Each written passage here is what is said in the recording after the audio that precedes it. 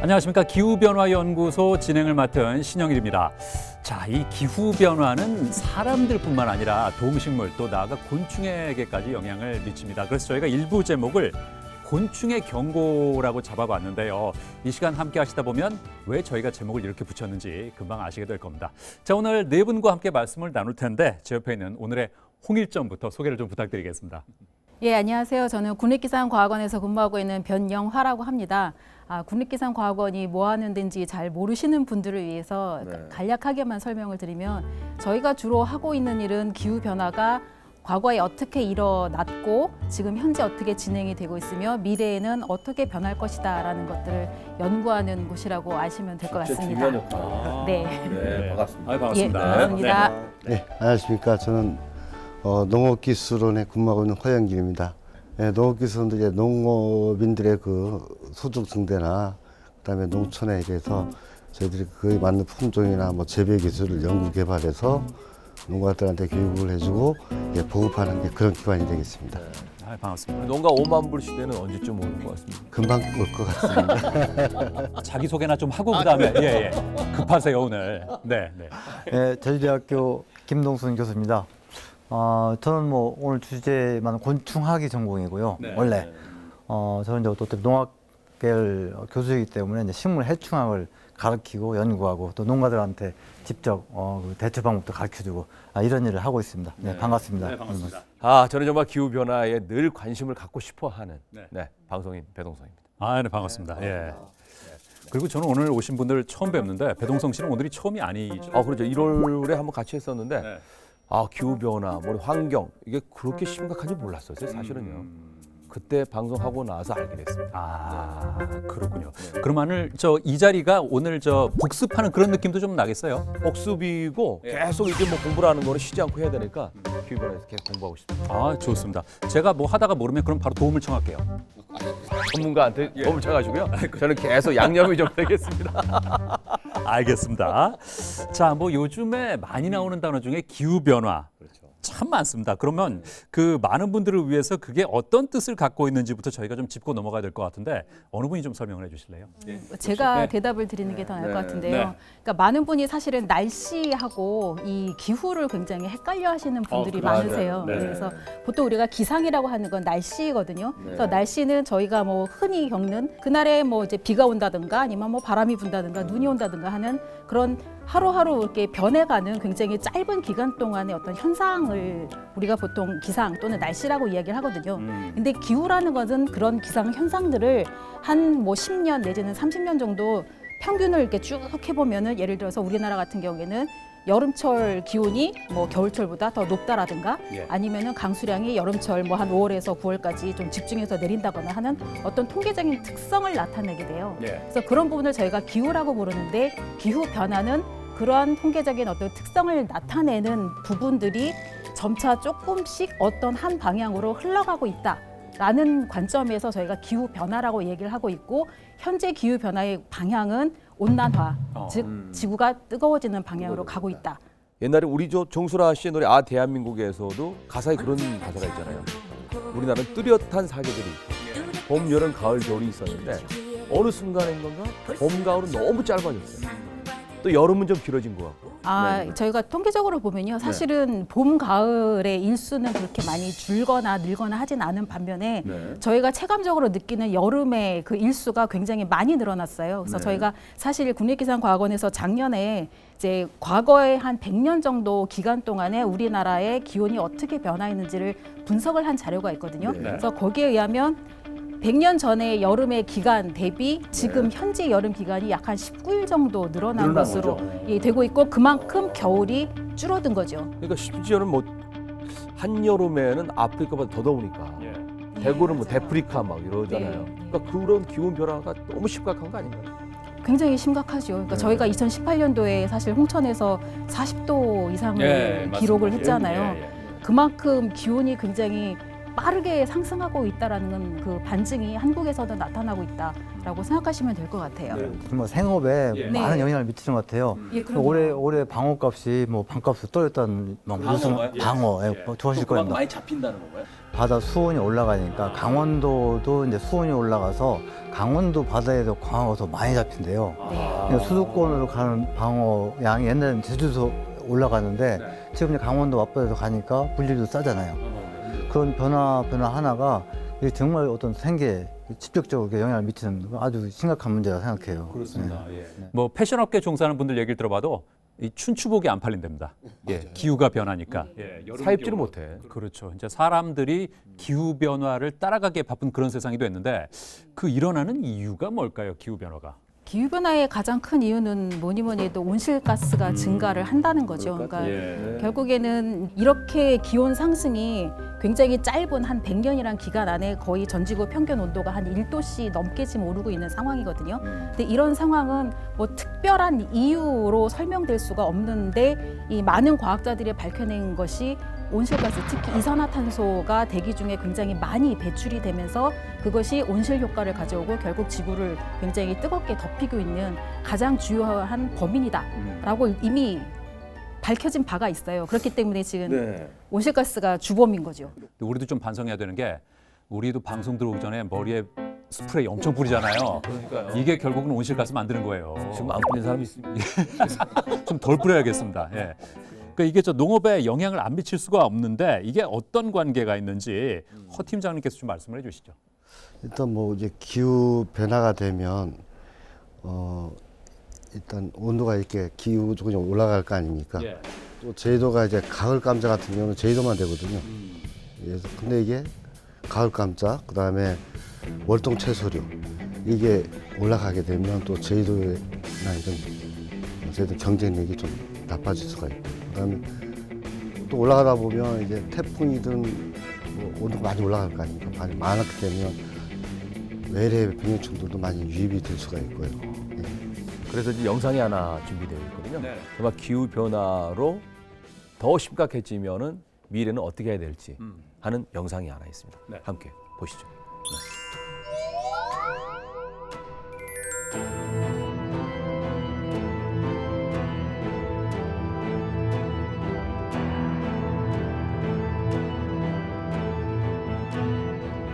We didn't run out of planes and television sets. We ran out of food.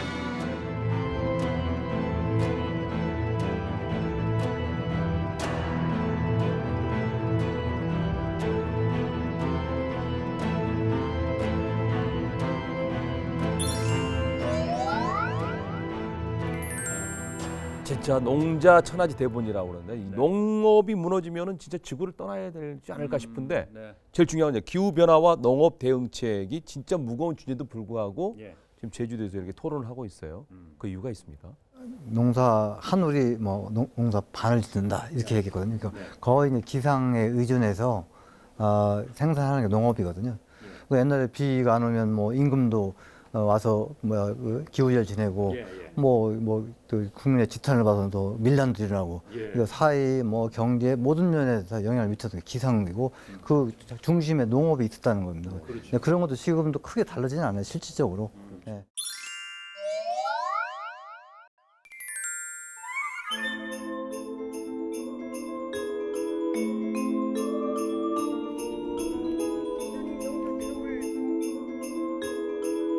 항상 해충은 새로 생기는 것 같아요.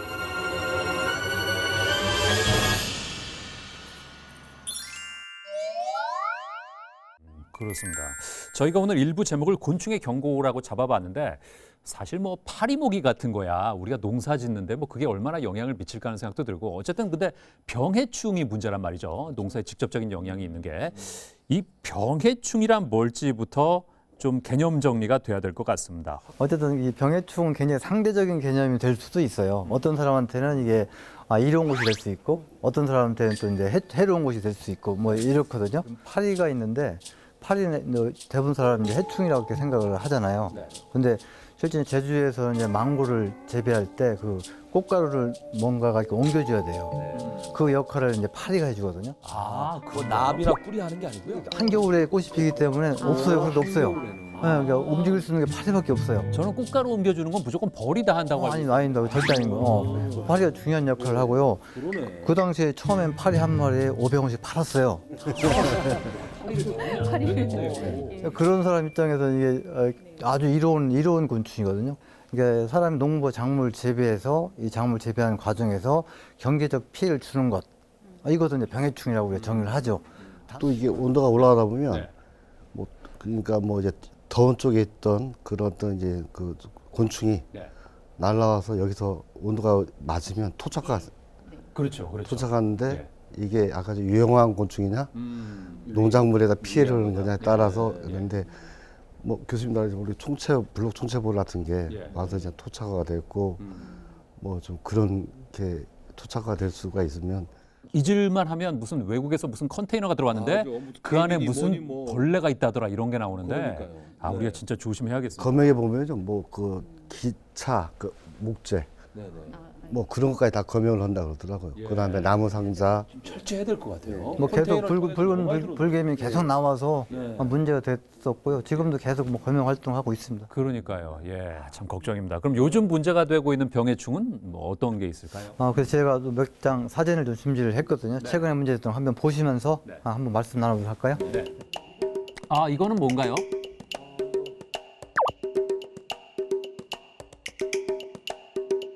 이것은 그 갈색 날개 매미충이라고 하는 건데요. 매미충이에요? 네, 제주에서는 발견이 안 됐었어요. 그런데 이것이 작년부터 보이기 시작했습니다. 제주도에도요. 네네네. 그래서 앞으로 이제 피해가 어떻게 될지 우려되는 상황이 있습니다.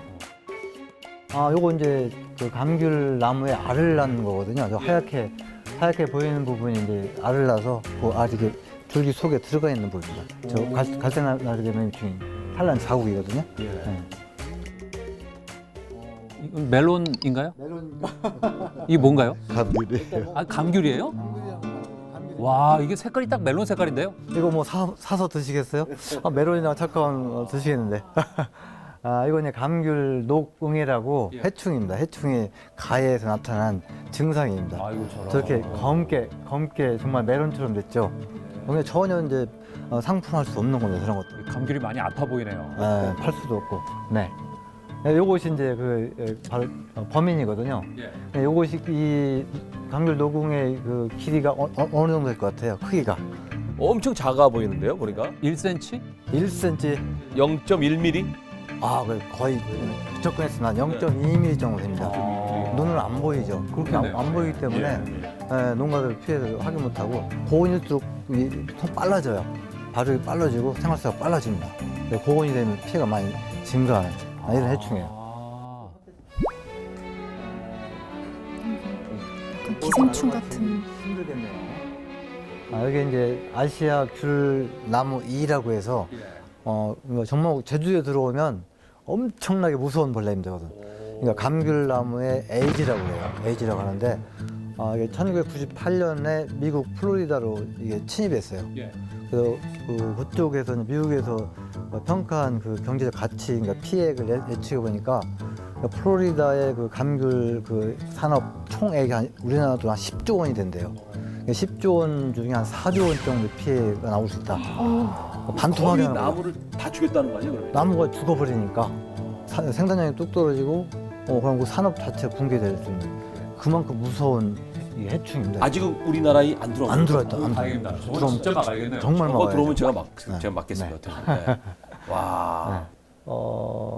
요거 뭔지는 아시겠죠? 감귤이 왜 저렇게 됐죠? 감귤입니다. 감귤.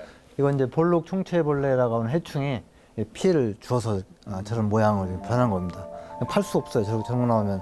대부분 이제 온대 곤충 같은 경우는 겨울에 이제 겨울을 나기 위해서 나름대로 준비를 하거든요. 무장을 합니다. 근데 이 곤충은 아열대성 곤충이기 때문에 휴면이라고 하는 그런 어떤 방어 능력이 없어요.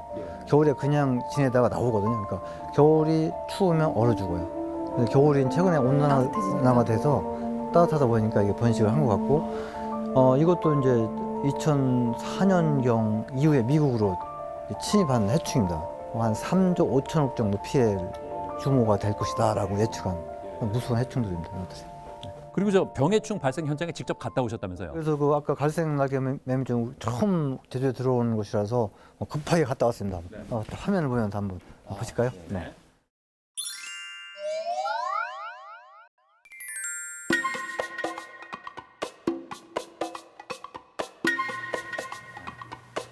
가보지요, 한번.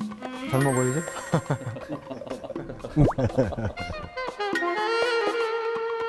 이분이 저희 마이스터 대학 그 농업 마이스터 대학의 학생이신데 그 사진 하나 갖고 오셨더라고요.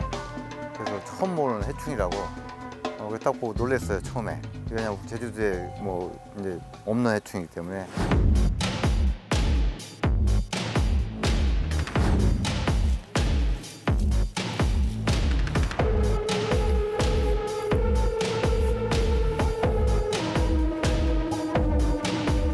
야, 이거 생각보다 많네. 나는 이게 지금 초기 그냥 신입한 줄 알았더니만.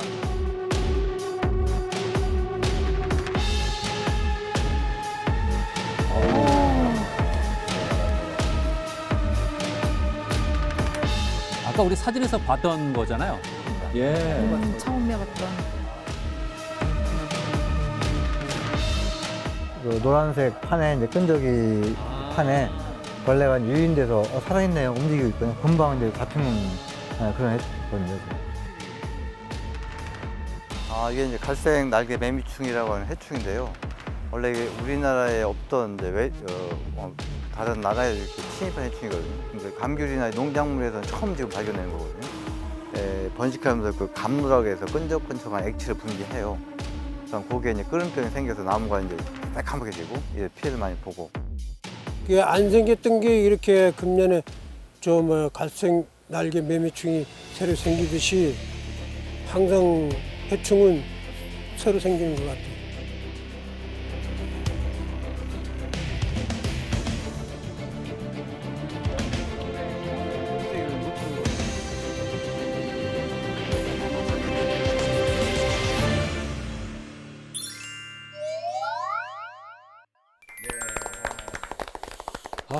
대책이 심각한데 대책이. 예, 아까 사진으로 봤을 때 하고 또 지금 실제 농가를 방문해서 거기 벌레들이 붙어 있는 걸 보니까 느낌이 또 확 다릅니다. 예. 아니 근데 이런 일이 생겼을 때 농민들은 그럼 어떻게 대처를 해야 되는 겁니까? 저희 농업기술에서는요. 도내 약 700여 군데 그 장목마다 병해충이 아까 같이 노란 틀에 보셨죠? 그런 걸 설정해서 예찰을 하고 있습니다. 그래서 보통 매달 2회 정도 그 결과에 따라서 어떤 병해충이 발생이 예상됩니다. 어느 쪽이 많다. 방제를 해야겠습니다. 그 정보지를 약 3천 농가 정도 해서 이렇게 보내주고 있고요. 또 저희가 이제 작년부터 또 한 게 뭐냐면 여기 기상청도 있지만 기상청하고 같이 해서 병해충이 발생할 수 있는 그런 예측하는 그 시스템을 이제 구축을 했습니다. 그러니까 뭐냐면 지금 온도가 여기서 이렇게 좀 높다. 그러면 이쯤에는 어떤 병해충이 발생될 소지가 있다.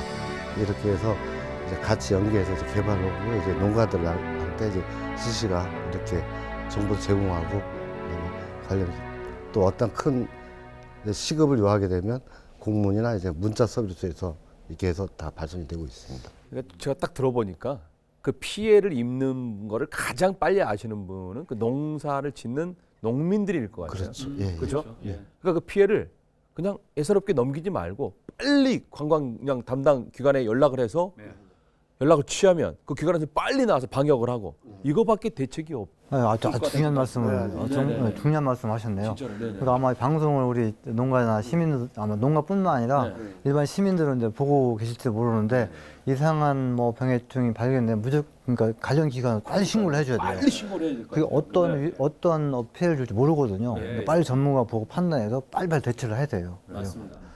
지금 뭐 일본 농가들 보면요. 이제 스마트폰이 좋다 보니까 사진 찍어서 저희 센터 뭐 담당자나 이렇게 보내줘서 이렇게 그게 다 좋아졌어요. 옛날엔 전화해서 이 설명을 해야 되잖아요. 근데 이제 찍어서 보내면 되니까. 예.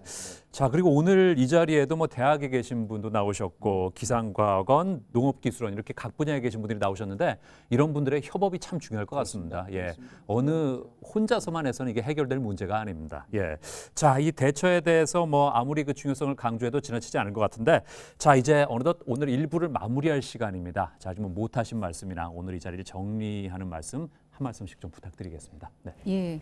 그러니까 지금까지 저도 이렇게 많은 병해충이 제주에 있었다라는 사실에 굉장히 많이 놀라는데요. 예. 결국에는 이게 어떤 유입 경로를 따라왔든지 간에 지금 현재 변화하고 있는 기후 때문에 이런 병해충이 앞으로도 더 극심해질 가능성이 더 많다라는 거잖아요. 네네. 이 시민 한 명 한 명이 그런 이제 온실가스 감축이라든가 이런 부분에 좀 더 관심을 갖고 기후 변화를 조금 더 완화시키고자 하는 그런 부분에도 어느 정도 이렇게 같이 동참을 해야 결국에는 그로 인한 영향 중에 이렇게 큰 농업의 어떤 영향들도 같이 줄일 수 있는 그런 한 어떤 시발점이 되지 않을까라는 그런 생각을 일단은 좀 할 수 있게 만드는 자리였던 것 같습니다. 네. 저희 기술에서는 협업을 앞으로 이제 계속 확대를 해야겠다. 기상청뿐만 아니라 우리 제주도에 있는 그런 관련 기관, 학계에서 그다음에 좀 선도 농업인들 가서 협업을 해서 뭐 이런 병해충이나 이런 데서 같이 뭐 노력하고 좀 그렇게 할 계획이 있습니다. 네. 근데 어저께 이제 우리 전국적으로 이러한 그 병해충 발생 사항을 이렇게 조사해서 이렇게 토론이 하는데 그 모임에 어제 갔다 왔는데 네. 새로운 해충들 병해충도 계속 나오고 있는 겁니다. 저도 몰랐던 것도 계속 나오고 있고요. 이런 외래 병해충에 대한 모니터링을 상시화하는 체제로 가야 될 것이다. 제주도는 그래야 농업도 살아남고 제주 경제도 살 것이다. 저도 좀 진짜 꼭 나라를 지키는 거가 철책에 가서 총을 들고 있는 거가 나라를 지키는 게 또 맞지만 예. 해외 나가서 좀 쓸데없이 과일, 농산물들 이걸 사오지 않는 것도 우리 대한민국을 지키고 네. 사랑하는 게 아닌가 싶습니다. 아, 좋은 절대 말씀이세요. 예. 사오지 말기 부탁드리겠습니다. 예. 그러니까 그냥 거기서 현지에서 먹고 그렇죠. 그냥 몸만 들어오시면 됩니다. 그럼요. 그렇습니다. 예. 대한민국도 맛있는 거 많습니다. 예, 이미 충분히 들어와 있으니까 이제 더 이상은 제발 좀 안 들어왔으면 좋겠습니다. 자, 오늘 좋은 말씀 나눠주신 네 분 감사합니다. 감사합니다. 네, 고맙습니다. 자, 이 병해충 그대로 방치하면요, 작게는 우리 농민들 생계에도 달려 있고요, 크게는 또 그적의 경제, 또 우리의 삶에 직접적인 영향을 미칠 겁니다. 곤충의 경고 무시하면 우리의 식량 안보, 바이오 안보에 큰 구멍이 뚫릴 수 있다는 말씀 드리면서 저도 여기서 인사드리겠습니다. 여러분 고맙습니다. 감사합니다.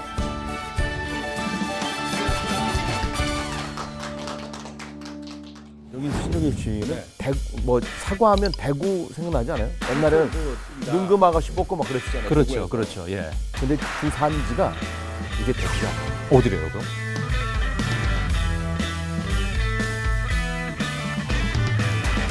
좀 있으면 남한에서는 사과가 아예 안 열리는 거 아니에요? 그럴 수도 있어요, 진짜.